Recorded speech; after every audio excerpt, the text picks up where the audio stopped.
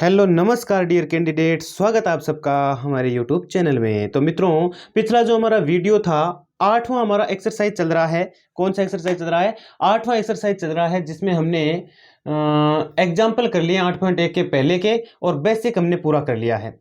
आज की जो हमारी क्लास रहेगी वो रहेगी मित्रों एक्सरसाइज 8.1, यानी हम एक्सरसाइज 8.1 की बात करने वाले हैं इस वीडियो में। तो पूरी की पूरी एक्सरसाइज 8.1 जो है आपकी कक्षा 10 की एनसीईआरटी की जो 8.1 है ट्रिग्नोमेट्री की, उसके सवालों को हल करेंगे।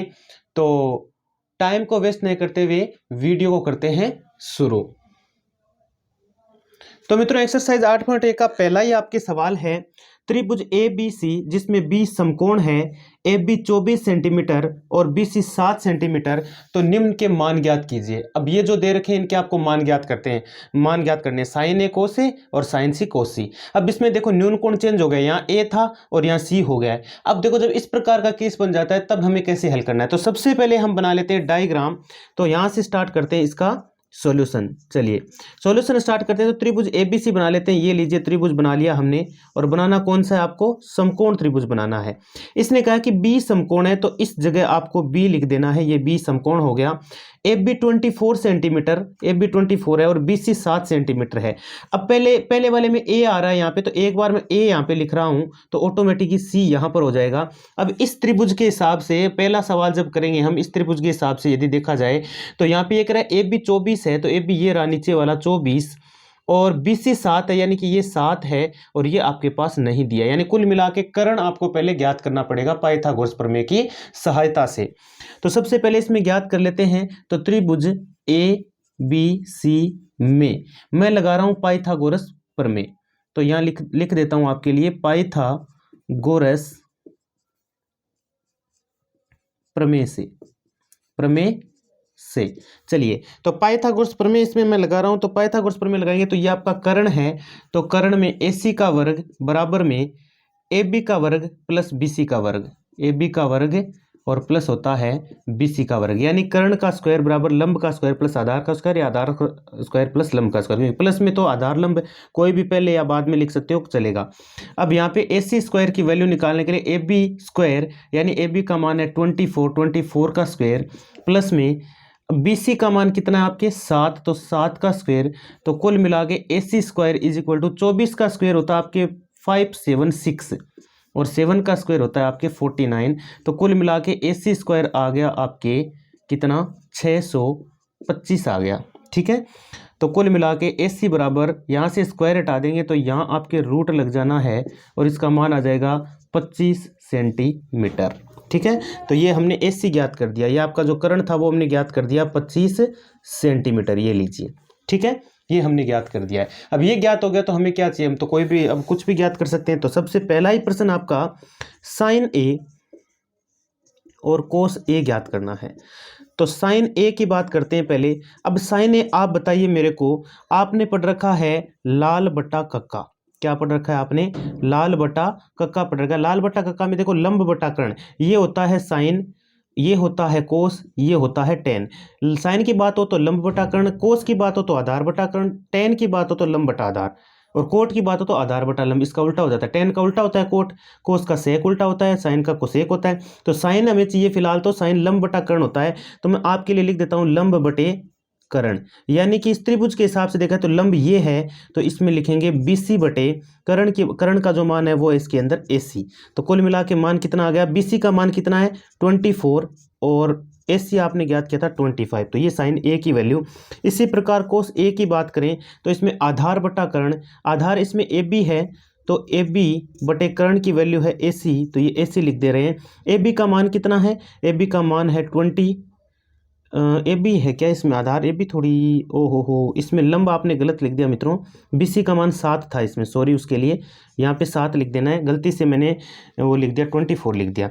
और AB इसमें देखो 24 और अपॉन में 25, तो कुल मिला के ये हमने कर दिया है। तो साइन A और कोस A हो गया है। अब दूसरा सवाल इसी का, जिसमें चेंज कर दिया गया साइन C और कोस C। तो करना कुछ नहीं है, चाहे साइन C हो, चाहे कोस C हो, चाहे साइन A हो, चाहे कोस ए हो, एक ही बात है, होना तो वही है। लंब बटा कर्ण साइन था तो लंब बटा कर्ण ही रहेगा, ये कोई चेंज नहीं होने वाला है। कोस भी आधार बटा कर्ण ही रहेगा, ये आपका लंब बटा कर्ण ही रहेगा और ये भी आपका आधार बटा कर्ण ही रहेगा। तो फिर फर्क कहाँ पड़ेगा, फर्क बताते हैं। लंब पहले देख लो, अब लंब और कर्ण ऐसे बदलने वाले हैं। देखो अब न्यून कोण ये नहीं रहा है, अब न्यून कोण ये हो चुका है। देखो न्यून कोण के सामने क्या होता है, लंब होता है, लंब होता है, ठीक है। तो ये त्रिभुज में थोड़ा सा यहाँ घुमा के बता देता हूँ आपको, इसको मिटा देता हूँ एक बार के लिए।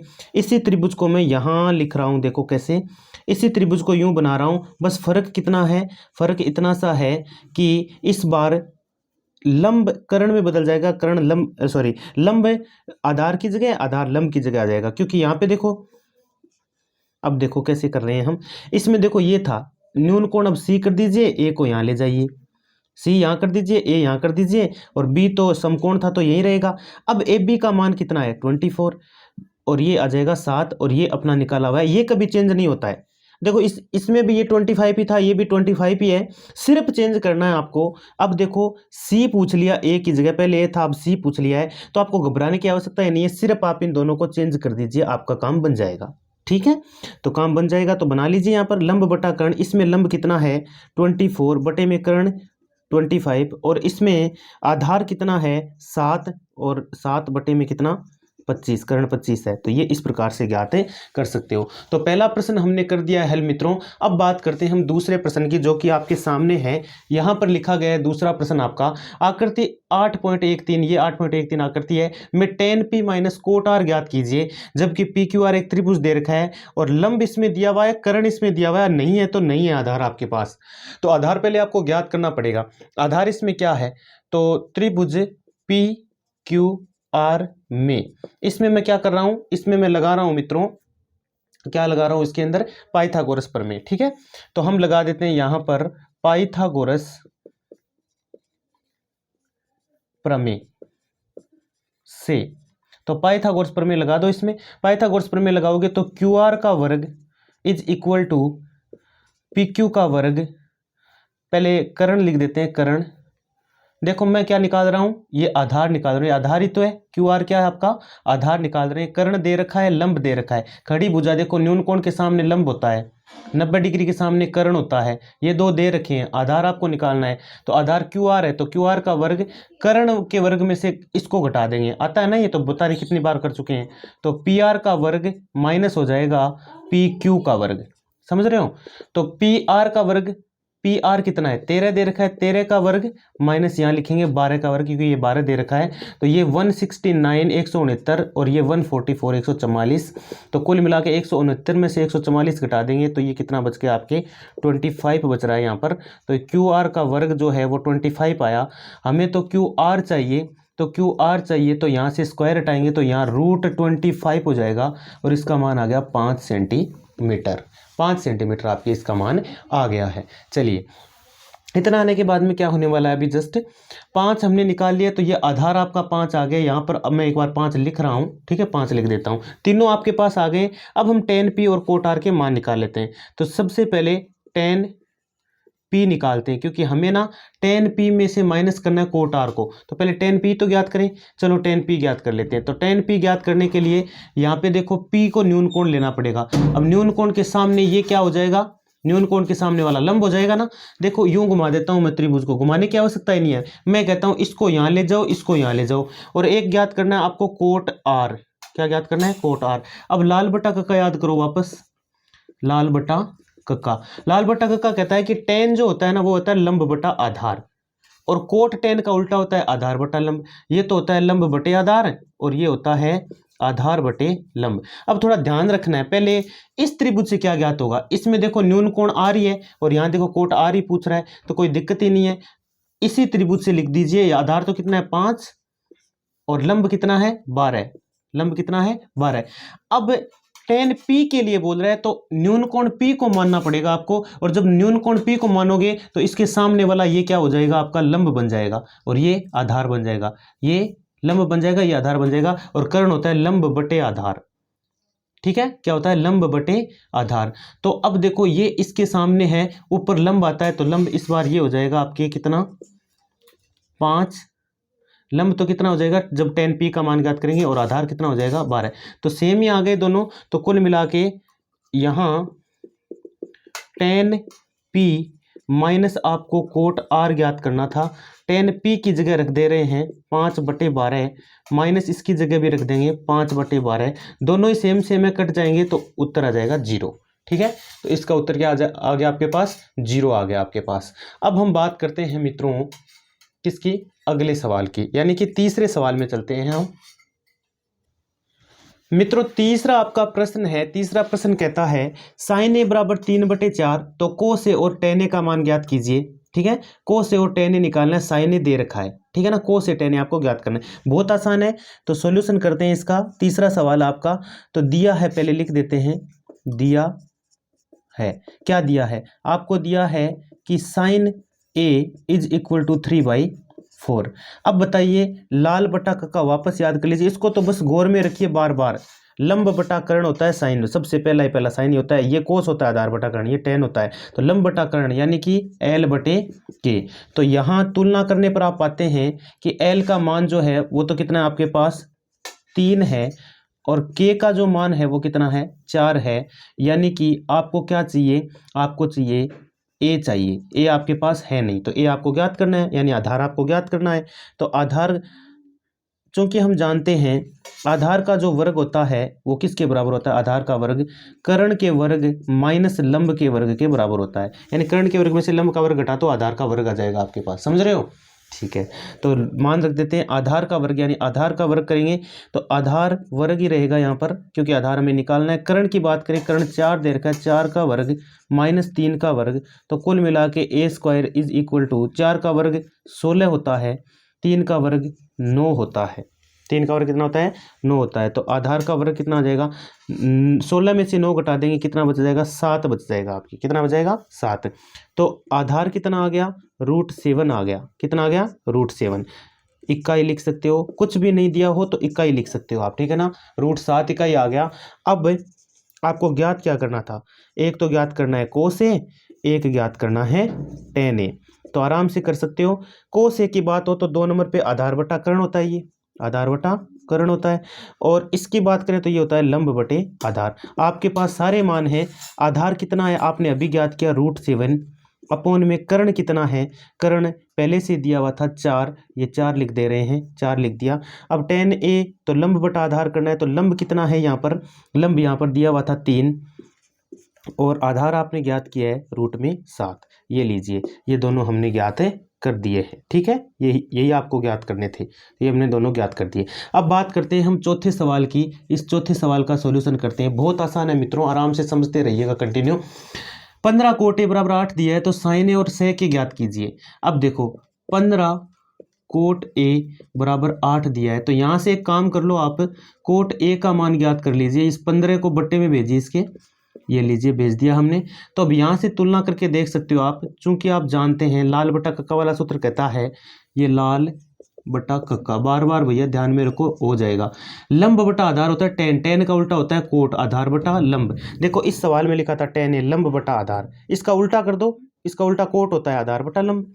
तो चूंकि हम जानते हैं कोट a बराबर आधार बटे लंब, और आपको दिया है ये कितना दिया है 8/15, तो कोई दिक्कत ही नहीं है। आधार तो आधार कितना हो गया यहाँ आपके, यहाँ आधार तो हो गया 8 और लंब आपके हो गया 15, यानी आपके पास नहीं है और नहीं है कर्ण। कौन नहीं है, कर्ण नहीं है, तो कर्ण हम ज्ञात कर लेंगे। तो चूंकि हम जानते हैं कर्ण का वर्ग बराबर होता है आधार का वर्ग प्लस लंब का वर्ग, मान रख दीजिए कर्ण का वर्ग बराबर आधार कितना है, आधार 8 है, तो पहले 8 लिख दो, चाहिए एक ही बात है, कोई सा भी लिख दो, प्लस में तो चलेगा। अब 8 का वर्ग कितना होता है 64, प्लस 15 का कितना होता है, ये होता है 225। ठीक है, कुल मिला के ये हो जाएगा आपके 289। तो ये कर्ण का वर्ग आया 289। आपको तो कर्ण चाहिए, तो यहाँ से स्क्वायर हटाएंगे 289, और 289 का वर्गमूल कितना 17 ही होता है, 289 का √17 ही तो होता है। तो 17 सेंटीमीटर, तो सेंटीमीटर इसमें तो कुछ नहीं दिया था, तो इकाई हम यहाँ पर लिख दे रहे हैं, इकाई लिख दे रहे हैं। अब आपको ज्ञात क्या करना था, एक तो साइन a और एक ज्ञात करना आपको sec a। तो कर लो, क्या दिक्कत है, लाल बटा कक्का में आ जाओ। पहले लंब बटा कर्ण, तो ये लीजिए लंब बटे कर्ण। लंब कितना है आपके पास, लंब दिया हुआ था 15, कर्ण आपने ज्ञात कर लिया 17। और ऐसी सेके की बात करें तो को से क्या होता है, देखो को से का उल्टा ही होता है आधार बटा कर्ण। कर्ण बटा आधार करोगे तो ये सेके हो जाएगा, क्योंकि सेक कोस का उल्टा होता है ना, व्युत्क्रम होता है। तो कर्ण की वैल्यू कितनी है, कर्ण की वैल्यू आपने ज्ञात की है 17 बटे आधार की वैल्यू कितनी है, आधार की वैल्यू ज्ञात की है 8। ये 8 कर दिया हमने। तो कुल मिला के हमारे सवाल हो गए 4। अब हम 5वां प्रश्न करते हैं मित्रों। तो मित्रों इस बार आपको क्या दिया है, सेक थीटा दिया है। क्या दिया है आपको, कहा है कि सेक थीटा कितना आपके पास 13/12 है। तो अन्य सभी त्रिकोणमितीय अनुपात बताइए। तो अन्य सभी आपको त्रिकोणमितीय अनुपात ज्ञात करने हैं। हाँ तो कर लेते हैं, क्या दिक्कत है। देखो दिया है, जो दिया है पहले वो लिखना चाहिए। तो क्या दिया है, sec theta is equal to 13/12, ये दे रखा है। अब देखो कि सेक थीटा होता किसका बराबर, होता किसके बराबर, चूंकि sec theta is equal to, देखो लाल बटा कक्का वापस लिखता हूं आपकी सुविधा के लिए, लाल बटे कक्का। मैंने आपको कोस बताया था आधार बटे कर्ण, कर्ण बटे आधार कर दोगे तो ये सेक बन जाएगा। तो ये होता है कर्ण और बटे में आधार। वैसे तो ऐसे लिखना अच्छा लगता है, अच्छा होता है, ठीक है ना, सबसे बेस्ट ये है। इसके अलावा इससे अच्छा है ये लिखना बस, बाकी तो ये तो याद रखने के लिए बताया हुआ वैसे तो, ठीक है ना। तो चलिए आधार बटे कर्ण यहाँ पर मैंने लिखा है, आधार बटे कर्ण मैंने यहाँ पर लिखा है। तो ये कर्ण बटे आधार उल्टा हो जाएगा, कोस का उल्टा सेक ही होता है, सेक थीटा बराबर कर्ण बटे आधार। और ये दिया आपको 13/12।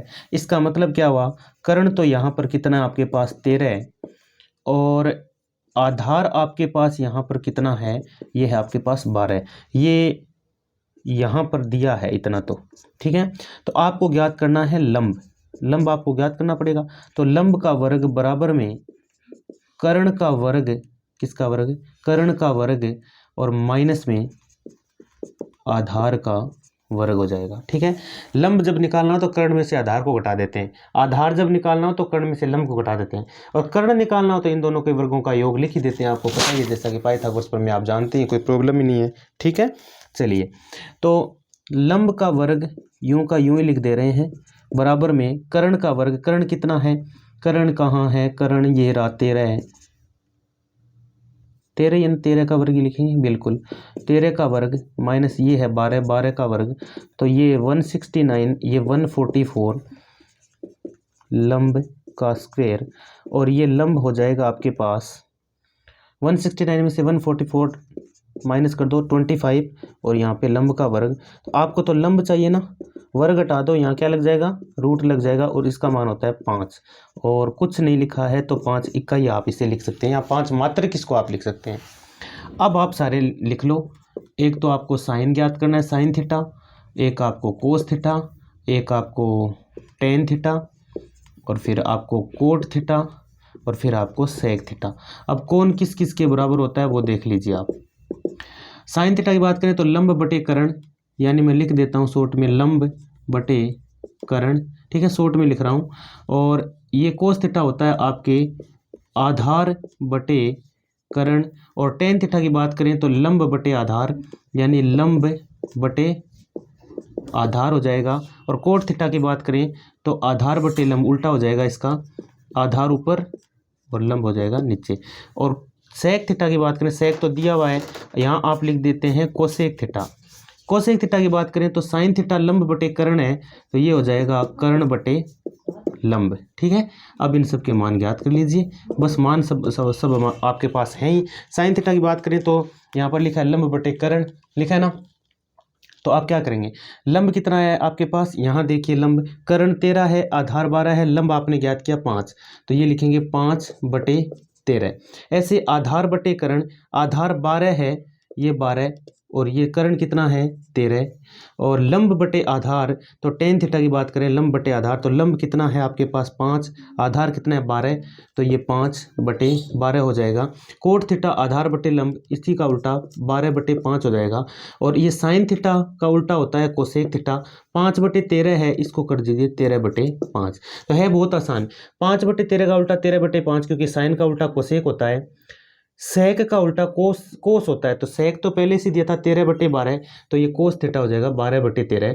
टेन का उल्टा कोट होता है, तो टेन यदि 5/12 तो कोट 12/5 हो जाएगा। ठीक है, तो इस प्रकार से ये सारी की सारी वैल्यूज हमने ज्ञात कर दी है। ठीक है, अब हम बात करने वाले हैं मित्रों किसकी, अगले छठे सवाल की। तो छठा सवाल देखेंगे सभी मित्र।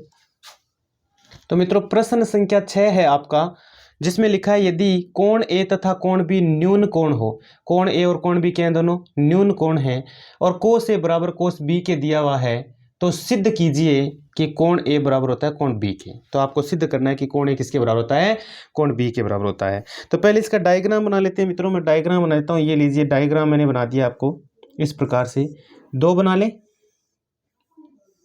देखो न्यून कोण, अब न्यून कोण है, इसमें देखो ए तथा बी न्यून कोण है, एक में तो ए न्यून कोण है तो मैं यहाँ लिख रहा हूँ। ठीक है, यहाँ लिख देते हैं मैं। ठीक है, और बी भी न्यून कोण बता रहा है, इसका मतलब सी 90 डिग्री है इसमें। ठीक है, सी 90 डिग्री लिख दे रहा हूँ मैं। ठीक है, ए इसमें न्यून कोण कर दिया और बी को भी आपने न्यून कोण कर दो। वैसे यार 2 त्रिभुज लेने पड़ेंगे आपको, 2 ले लो आप। ठीक है ना, ये सही रहेगा। ठीक है, या इसमें चलेगा, यही कर लो आप। बी क्या है, न्यून कोण, ए इसमें न्यून कोण है, बी इसमें न्यून कोण है, सी मैंने 90 डिग्री कर दिया, तो समकोण त्रिभुज तो आपका बन गया है। ठीक है, आपको ये सिद्ध करना है कि कोण ए बराबर है कोण बी के। ठीक है, चलो फिर कर लेते हैं। दिया है क्या दिया है कि कोस ए बराबर है कोस बी के। अब चूंकि हम जानते हैं कि कोस ए कोस थीटा किसके बराबर होता है, कोस थीटा बता देता हूँ आपको। कोस थीटा, यहाँ देखो फिर से लाल बटे कक्का, आधार बटे कर्ण होता है, 2 नंबर पे आता है ना कोस, आधार बटे कर्ण, तो ये होता है आधार बटे कर्ण। हिंदी में लिख देता हूँ, सही रहेगा, वो सबसे बेस्ट वो होता है। ठीक है ना, तो आधार और बटे में कर्ण, आधार बटे कर्ण कर दिया हमने। ठीक है, इसको लिख दिया मैंने। तो कोस ए की पहले बात कर लेते हैं। कोस ए बराबर, अब कोस ए के हिसाब से ना, ए न्यून कोण लेते हैं, तो कोस ए के हिसाब से आधार बटे कर्ण, आधार क्या है इसमें, ये न्यून कोण लिया तो यही आधार रहेगा, ये लंब रहेगा, तो BC बटे AC आएगा, BC बटे AC आ जाएगा। ठीक है, मैं कोस ए की बात कर रहा हूँ इस त्रिभुज के लिए। अब ए न्यून कोण लिया है, अब मैं बात कर लेता हूँ कोस बी की। अब इस बार बी न्यून कोण है, लंब कौन बन जाएगा, ये लंब बन जाने वाला आधार ये बनेगा। अब आधार क्या बनेगा, ये कर्ण वही रहेगा। अच्छा कर्ण यहाँ पे गलत लिख दिया यार आपने, आधार बटे कर्ण, आधार क्या है AC। ओहो एक मिनट मित्रों, गलती से लिख दिया यार। ये जो समकोण त्रिभुज है इसमें ए क्या है, न्यून कोण है। ठीक है, इस त्रिभुज को देखो, केवल इस त्रिभुज को, तो हम जानते हैं कि कोस थीटा आधार बटा कर्ण के बराबर होता है। इसमें आधार क्या है, यही रहेगा, न्यून कोण ये लिया है तो आधार यही रहेगा, लंब ये हो जाएगा, तो आधार बटे कर्ण होता है तो आधार AC, और बटे में आधार तो AC है, और बटे में कर्ण क्या लिखोगे AB, ये लीजिए AB। ठीक है, इसी प्रकार कोस बी भी वही होगा, आधार बटे कर्ण ही होगा। अच्छा कोस ए हो चाहे कोस बी हो, लेकिन आधार बटे कर्ण होगा। लेकिन अब जब बी न्यून कोण का बोल रहे हैं, यहाँ बी न्यून कोण है, बी न्यून कोण है तो इसके सामने वाला क्या हो जाएगा, लंब हो जाएगा। एक बार इसमें हुआ था पहले, ठीक है, अब इसमें हो जाएगा। इसमें अब लंब का काम ये कर रहा है, इसका मतलब आधार का काम ये करेगा, तो इस बार BC ले लो, ये BC आधार, और कर्ण सेम ही रहेगा, कर्ण में कोई चेंज नहीं होने वाला है। अब चूंकि कोस ए बराबर है कोस बी के, ये दिया है आपको पहले से, तो लिख दो आप AC बटे AB बराबर में BC बटे AB। तो AB दोनों तरफ कैंसिल हो जाएगा, तो कुल मिला के AC बराबर आ जाएगा BC। अब ध्यान से देखो, ये तो है AC, ये आपका BC। जिस त्रिभुज की 2 भुजाएं बराबर होती है उसके संगत ये 2 कोण भी क्या होंगे, बराबर होंगे। अतः त्रिभुज ABC एक कौन सा त्रिभुज है, सम द्विबाहु त्रिभुज है। जिसकी 2 भुजाएं बराबर हो वो क्या है, सम द्विबाहु त्रिभुज है। और सम द्विबाहु त्रिभुज है, जब 2 भुजाएं बराबर है तो दोनों कोण बराबर हो जाएंगे। दोनों कोण का मतलब हमें करना था कोण A बराबर कोण B, तो हम लिख देंगे अतः कोण A बराबर हो गया कोण B के। ठीक है, ये लीजिए सिद्ध कर दिया हमने, यही तो आपको सिद्ध करना था। ठीक है, तो आज की क्लास में मित्रों इतने ही करेंगे। 6 सवाल हम कर चुके हैं, बाकी के आगे के सवालों को कर लेंगे कल की क्लास में। ठीक है, तब तक के लिए इनको आप तैयार करें। धन्यवाद।